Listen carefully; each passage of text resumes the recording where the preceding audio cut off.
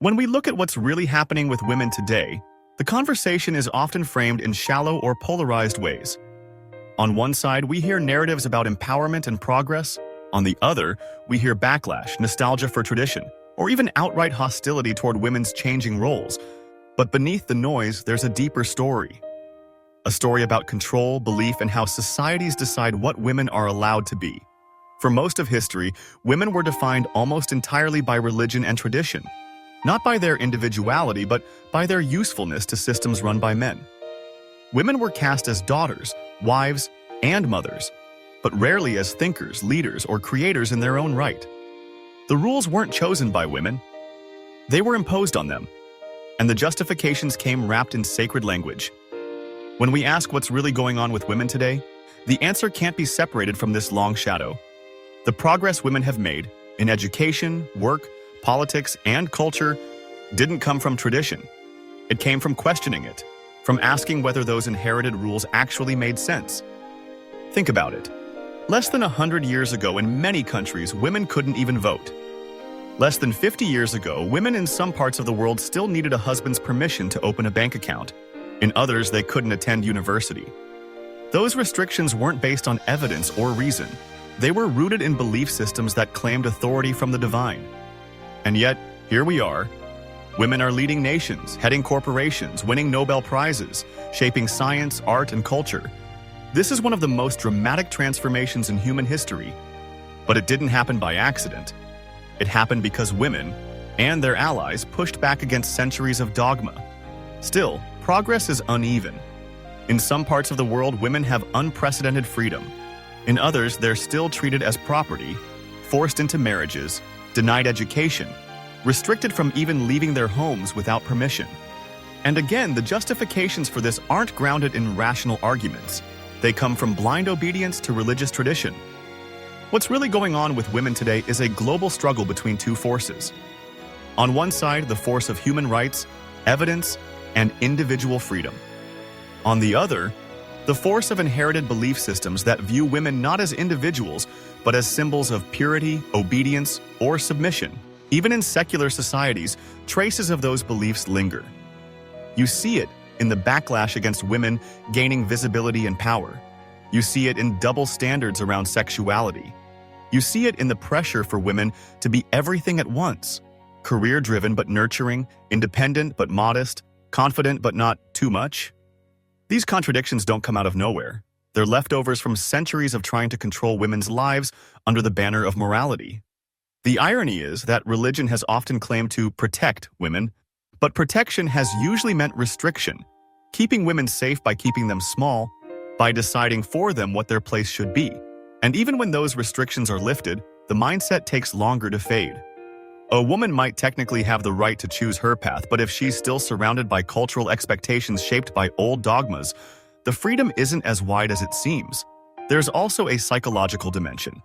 When someone grows up being told they're secondary or that their worth lies in obedience, it leaves scars. Even when the laws change, the internalized belief takes years to unlearn. This is why empowerment is not just about rights on paper. It's about reshaping the stories we tell about what women are capable of. If we want to understand what's happening with women today, we have to see both the progress and the pushback. The rise of women in public life isn't just social change. It's the dismantling of one of the oldest hierarchies in human history.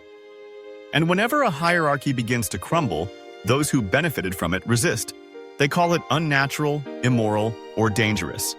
But what's really dangerous is the idea that half of humanity, when women gain education, everything changes. It's not just personal. It reshapes entire societies. Data from across the world shows that when girls are educated, poverty drops, child mortality declines, and economies grow.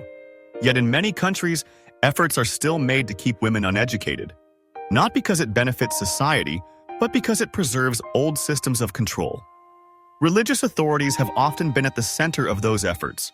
Whether it was the Taliban denying girls the right to schooling or centuries of Christian institutions barring women from learning, the reasoning was always framed as divine will. God made women to be obedient, not to study. That's the story. And when you control education, you control imagination. But once women start learning, those barriers weaken. Knowledge makes obedience harder. It creates questions, and questions are dangerous to systems that thrive on blind acceptance.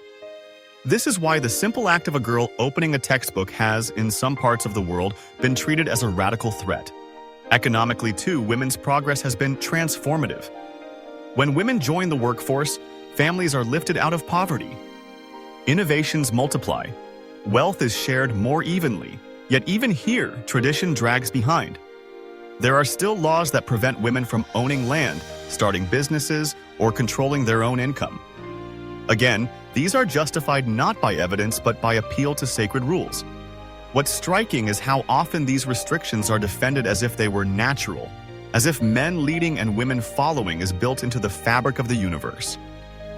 But biology doesn't dictate who can think, create, or lead. Those limits are cultural inventions, and when we peel back the layers, they're inventions rooted in centuries of belief that women were meant to serve rather than decide. There's also a pattern of moral policing. Women's sexuality, in particular, has been one of the main battlegrounds of control. From dress codes to purity laws to forced modesty, entire systems of morality have been built around the idea that women's bodies are dangerous unless tightly controlled. And once again, these systems don't emerge from evidence about human flourishing. They come from dogmas that treat women as either temptations to be feared or property to be guarded. This control over sexuality still echoes today. Even in relatively free societies, women face harsher judgment for their choices than men do. A man who pursues pleasure is seen as confident. A woman who does the same is called irresponsible or worse. These double standards don't survive because they make sense. They survive because old traditions cast women's morality as central to the honor of families, communities, even nations. Psychologically, the impact runs deep. When a woman grows up being told that her body is a source of shame, it doesn't just limit her freedom, it distorts her self-image. It takes years, sometimes a lifetime, to separate personal identity from the stories imposed by tradition. This is part of what's happening with women today. The slow, often painful work of rewriting those stories. There are also contradictions in how modern societies treat women. On one hand, you see celebrations of women breaking barriers. On the other, you see persistent expectations that women should still carry the bulk of childcare, emotional labor, and caregiving.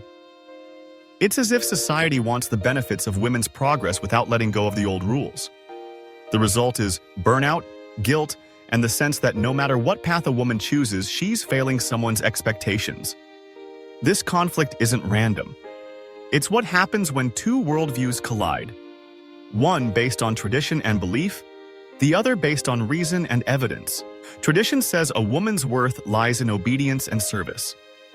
Evidence shows that when women are free to choose their own lives, societies thrive. The tension between these two views is at the heart of what's really going on today. And in many places, this tension plays out violently. From honor killings to forced marriages, the most extreme punishments for women still come wrapped in the language of morality and faith. These are not crimes of passion, they're crimes of control, defended as righteous acts by systems that value obedience over humanity. It's easy to dismiss these cases as far away, but the underlying logic is not foreign. It's the same logic that has been used across cultures. Women must conform to sacred rules or face consequences. What's happening today is that more and more women are refusing to conform, and each refusal chips away at a system that has been in place for millennia. That's why the backlash feels so fierce. Because when half of humanity stops obeying, the old order can't hold. When we step back and look globally, the picture is uneven, but unmistakable. In some countries, women are stepping into roles of leadership and influence never seen before. In others, they're still fighting for the most basic freedoms. But the common thread is that the progress always comes when authority rooted in old belief is challenged. And the pushback always comes from those who fear losing that authority. Generationally, the shift is dramatic. Younger women, especially those raised with access to education and the internet, see a world of possibilities their mothers and grandmothers could not. They connect across borders, share experiences, and challenge traditions together. The control once enforced by isolating women within communities is breaking down in the face of global communication. And for every attempt to clamp down, 100 new voices rise. Still, change is never smooth.